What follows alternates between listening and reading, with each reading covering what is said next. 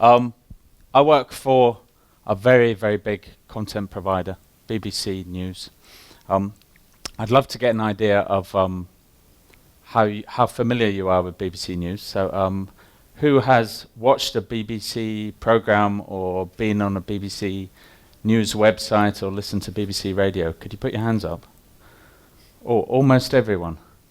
Who has in the last week or two? Okay, not bad, about half. Who has today? This will sort it out. I'll put my hand up as well. Okay, lovely.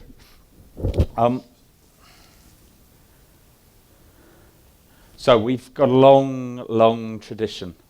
In fact, at the weekend I was at Alexandra Palace in North London. I was watching some BMX racing with my children.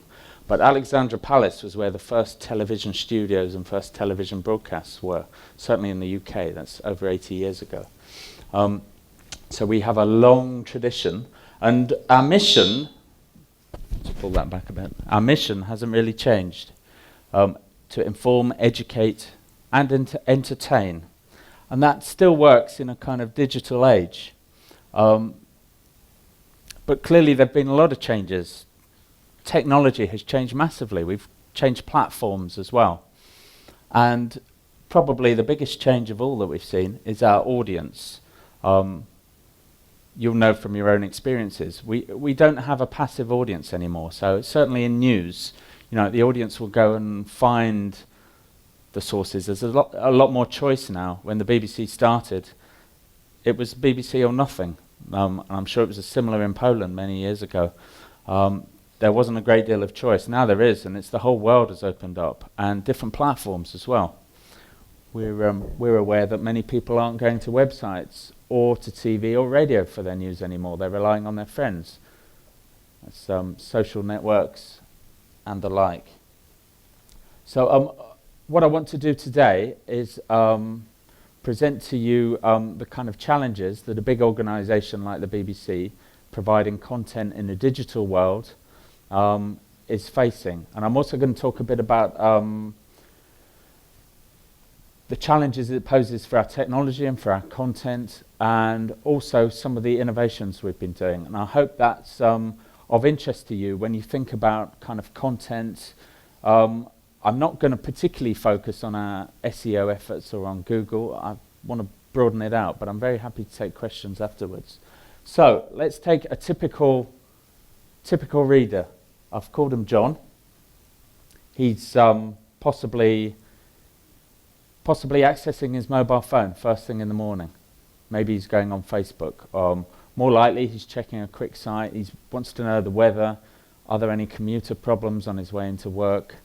And getting a quick idea of the news. Yeah. Thank you. Can you hear me better? Okay, is that too loud? Okay. I don't want to drown you out. Okay, so John, he's commuting. He's then on the train. He might even have got a tablet, have downloaded a newspaper or something. He's then in the office, he's on his desktop. So he's accessing news or other content in different ways. At home in the evening, he's maybe catching some TV news. Maybe he's not watching news at all anymore. Certainly younger age groups, we're noticing that kind of traditional linear forms of news are becoming less popular. But he will go hunting if there's something he's really interested in, something local or something important to him. So it's a real challenge for the BBC. You'll see this is our newsroom up top left. The biggest newsroom in Europe, if not the world, and we're just clearing out of that and moving. So we're starting again. So huge operation. A lot of BBC journalists working around the world, but trying to meet the needs of someone like John is a real challenge. So we're on Facebook, of course. We're also on Google+. We've got something like 3 million followers following our breaking news on Twitter. So we're getting into those spaces, but it remains a challenge trying to think how we can meet John's needs. And there's a lot of plans we've got to think about it. But increasingly, social is becoming a very important trend.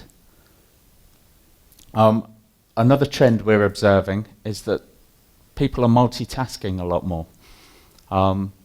My parents used to sit down, watch the news in front of TV, be quiet, the news is on, and that was it. I'm sure we're all doing two things at once. Half of you might be tweeting or checking emails as I'm talking now. That's happening, and in fact, someone's talking on the phone.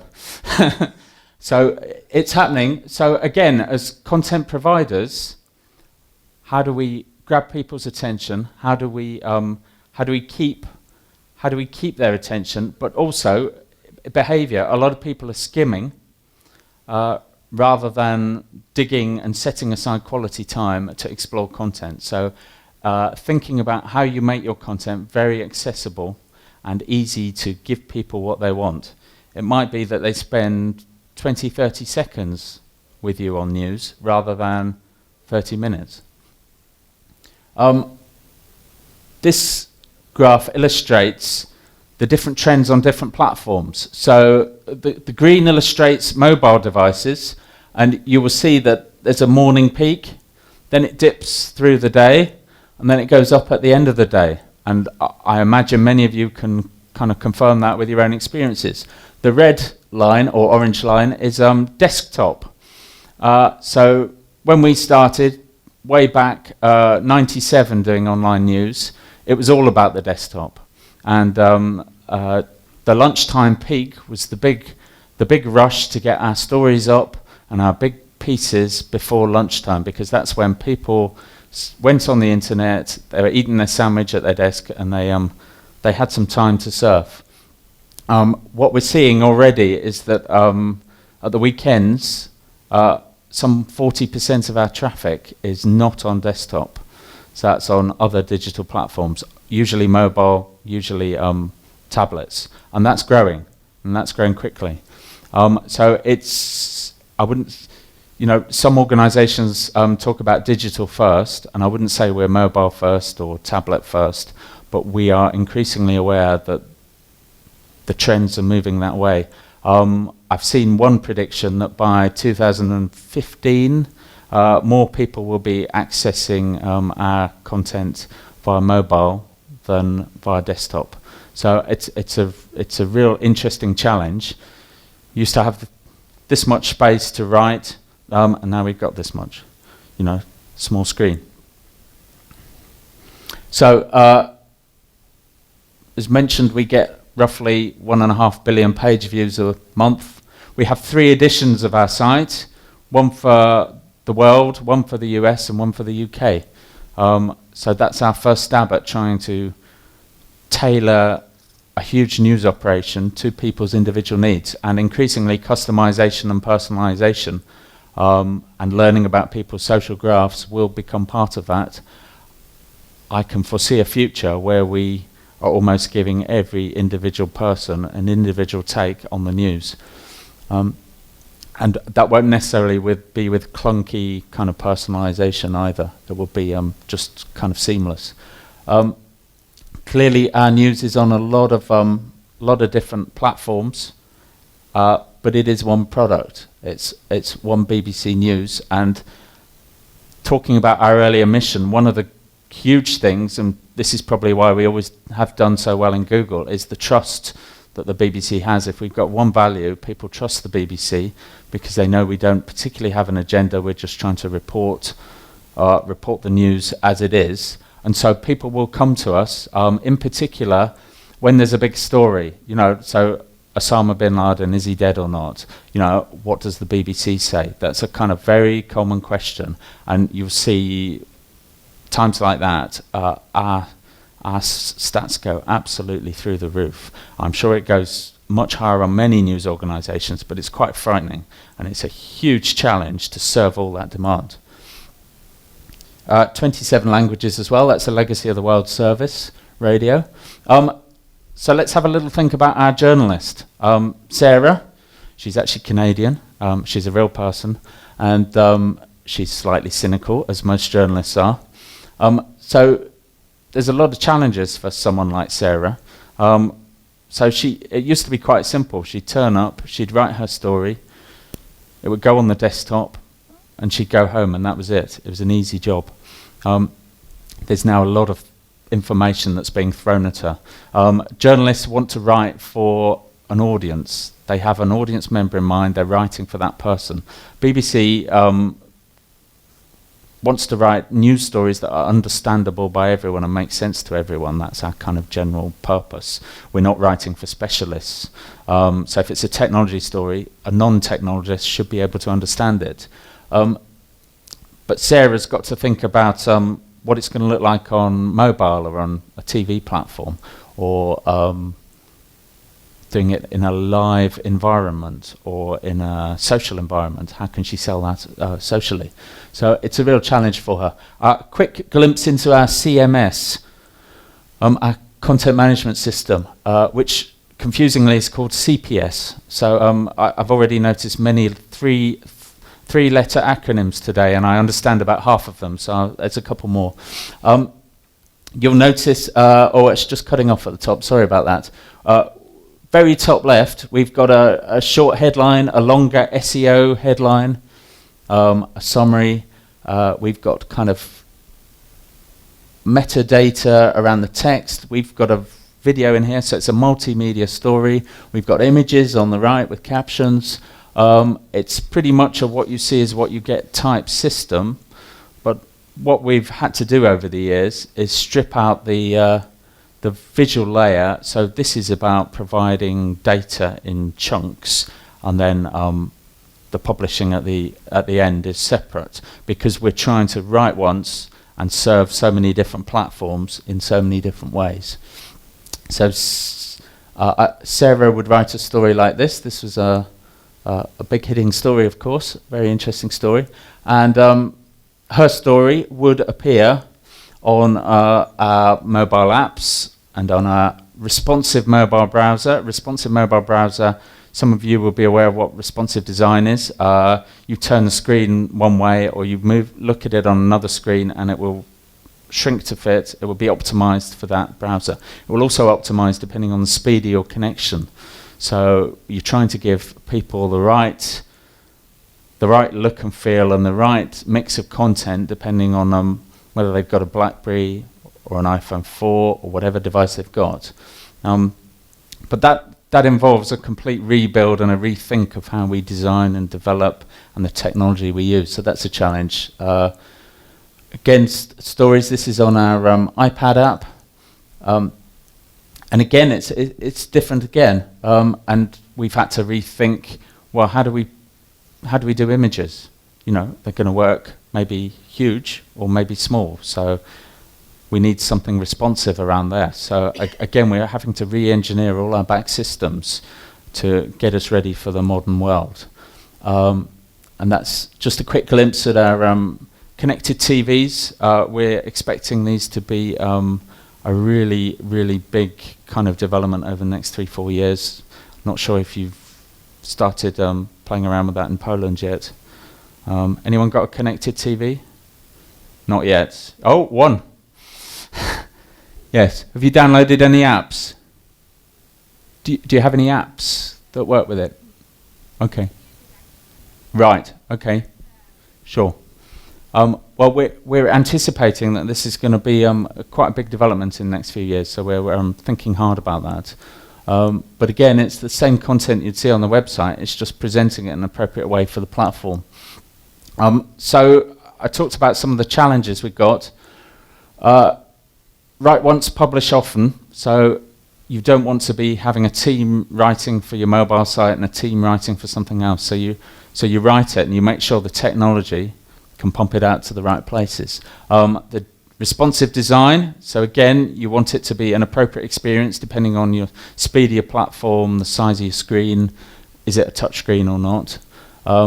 Dynamic publishing, and metadata driven. And these, for the BBC that began in '97, these are huge changes. If you come in new and you're starting from scratch, these things are all probably quite simple to do, but when you've got a big operation, it's a real challenge. And tagging and metadata, this is something that is absolutely essential now, I think, for content providers to give you a kind of rich amount of content to do what you want with, and to try and meet people's needs. But we've managed it for sport, but trying to get the right models for news is something we've been wrestling with for a while, and we're still working through. And I've titled this talk Responsive Content because I want to think about the audience, and I want to think about Sarah, our journalist, as well. So John and Sarah, how do you make the content compelling enough and relevant enough for them, and immediate, and on the platform that they are, that it works for them? So we've got to get the technology right, and we've got to get the back end right, but it's also about putting the audience first. And I mentioned earlier this trend of trying to give individuals the kind of news they're interested in. So it's giving them the weather they want, it's giving them the football team they follow, the news about that, and it's serving it to them. So that's a real focus for us. So we kind of summarize our challenges as live, social, and mobile. So when we're developing anything, we're thinking, right, what does it do in the live context? What does it do in the social context? What does it do in the mobile context? Because they're the trends that we see as important. So back to Sarah. This is our front page, and you'll notice some of these badges, live in particular. Increasingly important trend in news. We've noticed some of our competitors, a little smaller than us, are really focusing even more on live, try and get a reputation. So Sarah's challenge when we have a big story is, do I write this in a chronological way, i.e. blow by blow as it is happening, or do I write this as a story? And different parts of the audience may want different things. So you can see this is a big inquiry going on in England. Top right of our very front page, we're offering a blow-by-blow account of what's going on in the news, and that's quite engaging for people. And again, that's available in mobile and on apps to an extent. Responsive design. So what are the kind of things that we're putting in a kind of live environment? Clearly there's the kind of the latest news as it's happening, the breaking news element of it.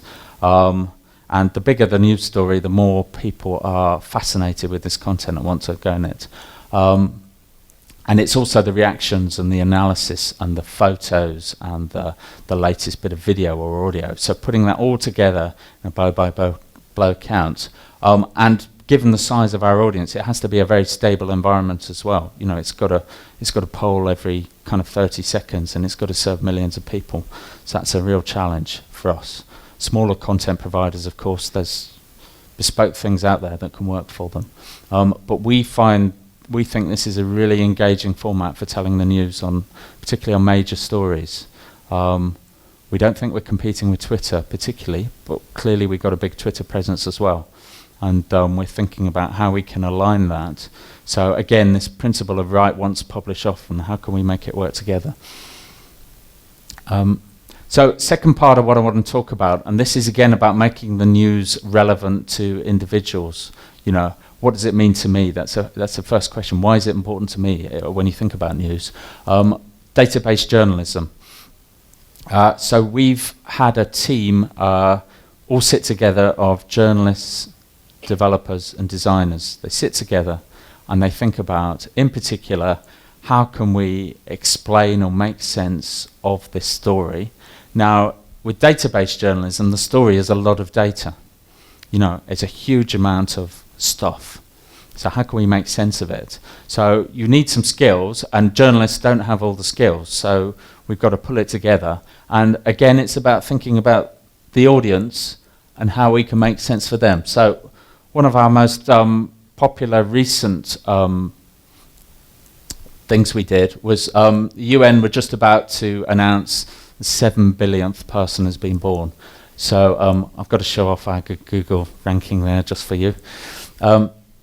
So the thought is, well, okay, there's often these fairly dull and dry stories. It's a landmark, it's something predictable, it's something expected. So how can we make it interesting and relevant to people? So often these things come with a good idea. So it's what is your number? Where are you in that 7 billion?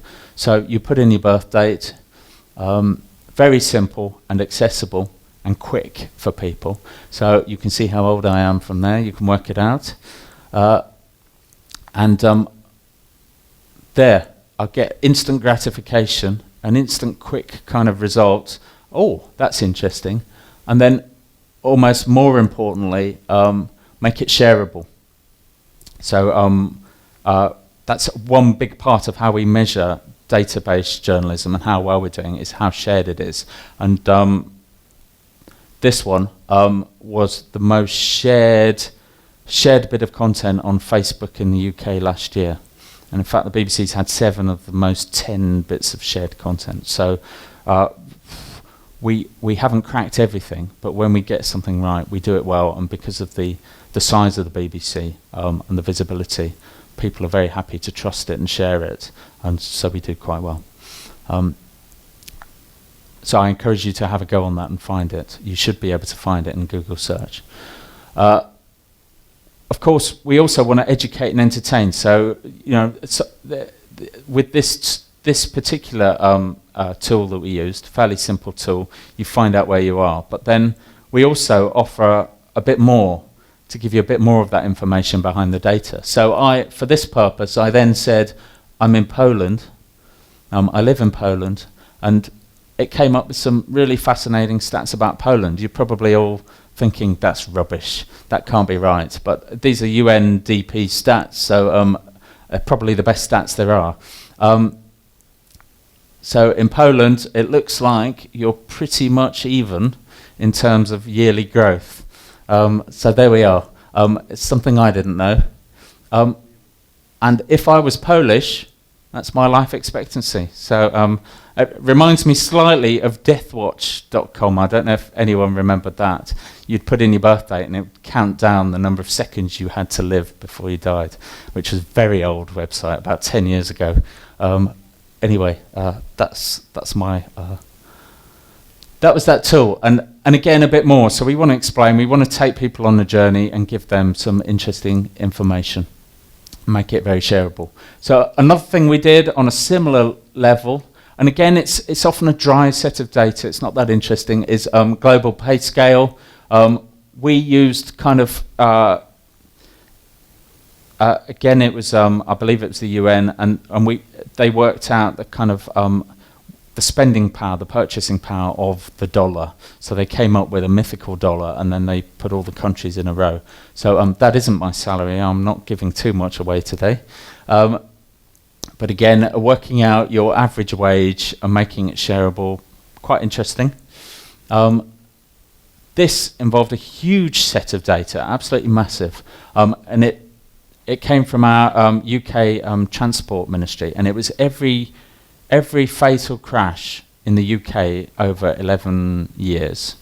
So we thought, right, what can we do with that? That's really interesting amount of data.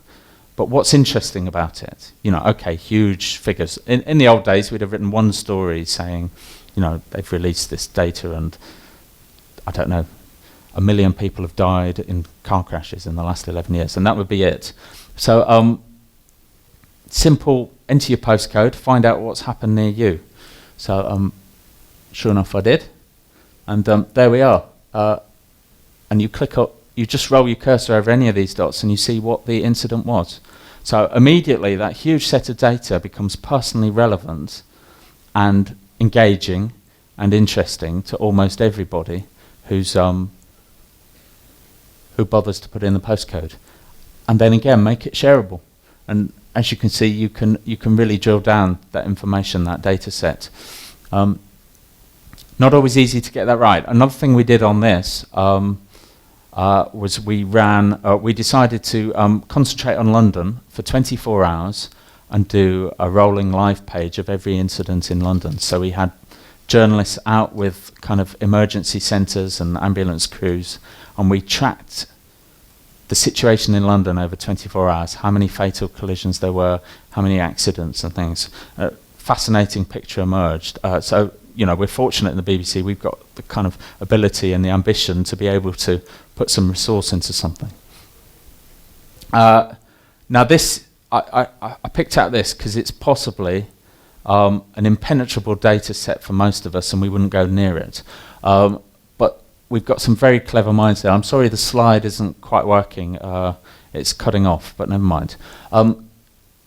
What this did is it looked at one aspect of the kind of Eurozone kind of debt crisis and looked at who owes what to whom. And just to try and get a scale. So in particular, if one country is in trouble and they owe a lot of money to another, then that's a very interesting bit of information. So again, topically, Spain, who do they owe money to? And I encourage you to kind of Google it and find it and explore it if you're interested. But you can sense who might suffer if Spain suffers. Yeah, so part of that is really using kind of the brain power of some of our kind of business journalists to really think through some of these data sets and think, right, what's the really interesting bit of information that we can pull out here and illustrate? So clearly with all these, you need to have really good kind of graphic designers as well. You've got to have a UX team, that user experience team that kind of really put themselves in the audience's position and make things make sense, because they're not easy. And you see a lot of examples out on the web where people don't get it right. Simple tools is another thing. What we don't want to do is have to start from scratch every time. So we get some simple tools and then we adopt them, a bit like some of the games you see, you know, where you just change the man and then the kids play a different game, but it's the same game underneath. So we do a budget calculator. Every year in the UK we have a budget, and I'm always worse off. So this is a very simple tool. Work with an accountancy firm, and you put in a little bit of information about you, and it tells you your results. There's a huge amount of money on alcohol there. I'm not sure quite why. And sure enough, this budget, I was £228 worse off a year, so no surprise there. But again, very easy to share. Facebook and Twitter are the big ones in the UK. So that works really well, and it not only gets people engaging, but it's also a kind of subject that many people would be nervous of tackling, budgets and economy stories and finance stories. But this is the kind of thing that will really help people to get in and dip their toe in and start to make sense of a story personally. And at the end of the day, that's what news is about. It's about making sense of a story and what it means to me. And again, I'm very proud of our responsive design mobile site because we've only just done it. So thinking about how you can make a complex tool then work responsively on a small screen. It's a challenge, I won't deny it, and we haven't cracked it yet, but that is a mock-up actually. It's not, we weren't able to do it for this year, but I'm sure we will for next. So I talked a bit about data journalism, this team. We've got up to about 20 people working on some of these. They're not just doing that, but it's a big team. But they're a very talented team.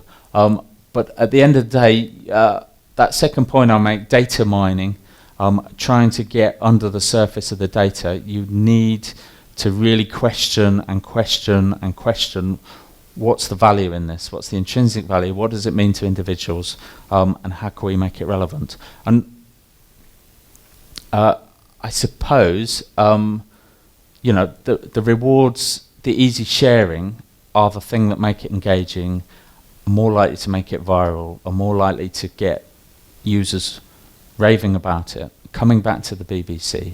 So I guess our aims, yes, it's about informing, educating, entertaining, but it's also about trying to get people to come back to the BBC.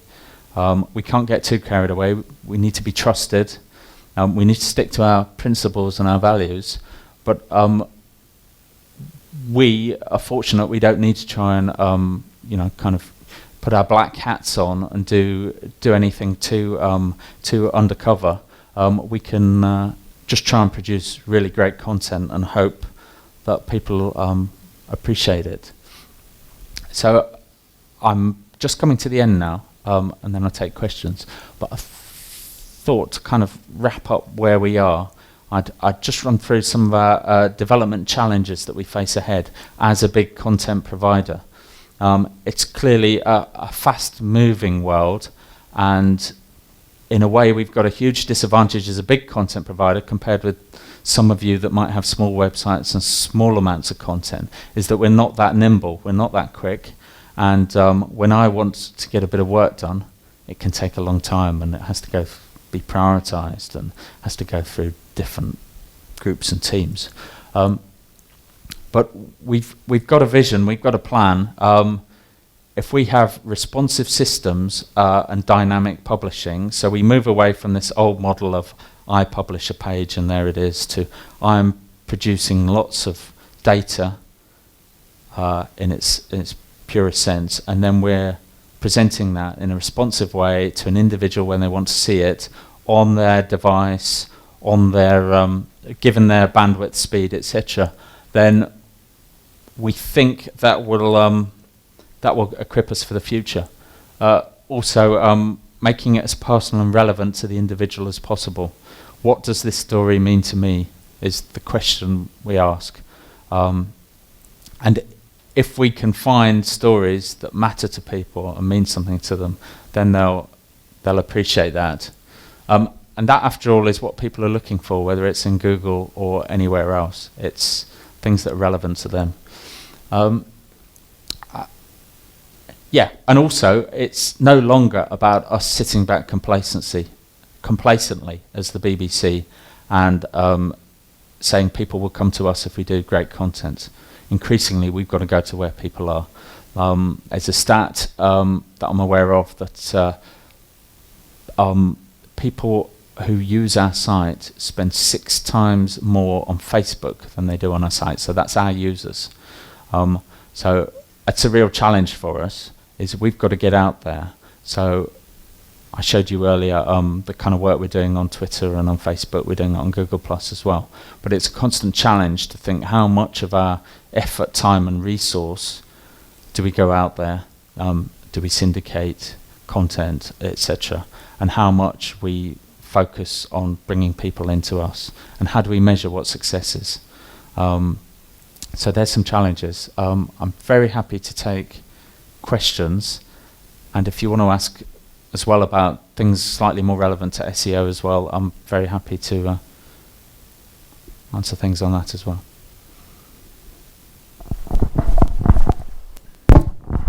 Hi, I'm impressed with many things that you do, but one thing that made me switch to Al Jazeera recently, well, sometimes, is that you haven't introduced live stream.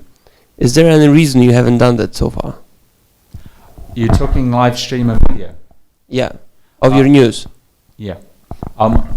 We do in the UK. Overseas, it's to do with a lot of legacy kind of contracts made with cable providers.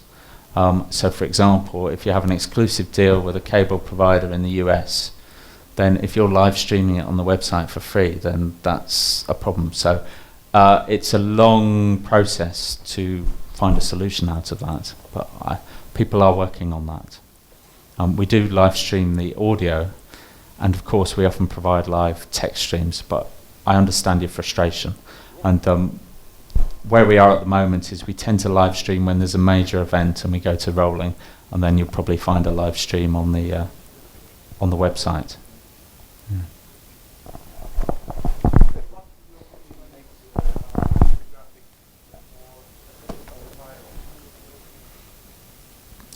Good question.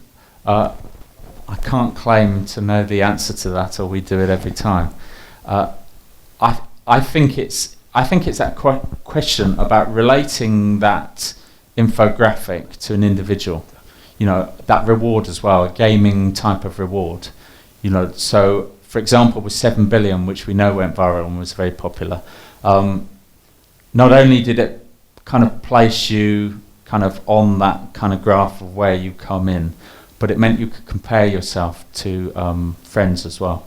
So, I mean, I think that kind of shareability of it really helps. And frankly, that's how we measure our success in these infographics. They're not always the biggest hitting things on our site every day. But if they're shared a lot, and then they're shared and shared, then that works well. And people tend to do that when it's something personal to them, where it affects them. So, you know, if there was a car crash in your street, you're most likely to share that. If it was the next street away, you're slightly less likely, and so on. So, I mean, yes, that's how I would think of it in the news environment.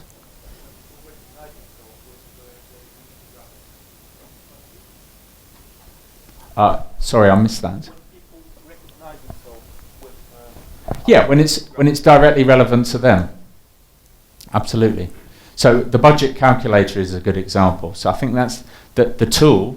Yes, they're reading about the budget and they're slightly worried, but if they can say, "Oh, I'm this much worse off," that's directly relevant to them. So they're far more likely to say, "Oh, have a go on the budget calculator on the BBC because I'm £300 worse off."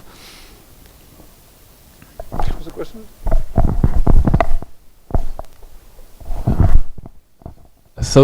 Social journalism is growing in importance, which was evident, for example, during the Arab Spring. Do you think that in the distant future, social journalists can replace traditional media like BBC? Good question. Twitter in particular is becoming a really important place for news breaking. And we know, for example, Osama bin Laden, that broke on Twitter, and it needed, of course, it still needed that kind of journalistic verification. So yes, we want to be on Twitter, but our role as journalists is to verify the news. So, you know, if a man in the street says he's seen Osama bin Laden's body, that's one thing. When it's confirmed by someone like the BBC, then you know it's true. So I suspect that Twitter will become more important for breaking news, and people will go less to news websites. But I don't think the role of big journalistic organisations like the BBC will change in that they do the solid journalistic job and people trust things, because trust is very important in news, particularly when you're overwhelmed by different sources of confirming things. Now, it might mean that people engage with BBC with a short tweet rather than going to a website in the future. But Twitter or Facebook, they're just other platforms. I think of them a bit like mobile is another platform. We need to be on those platforms and engaging with the audience that is there as the BBC. Yeah, but things are moving fast as well, so they're changing. Particularly amongst the under 30s, Facebook is absolutely huge in the UK. I have a question.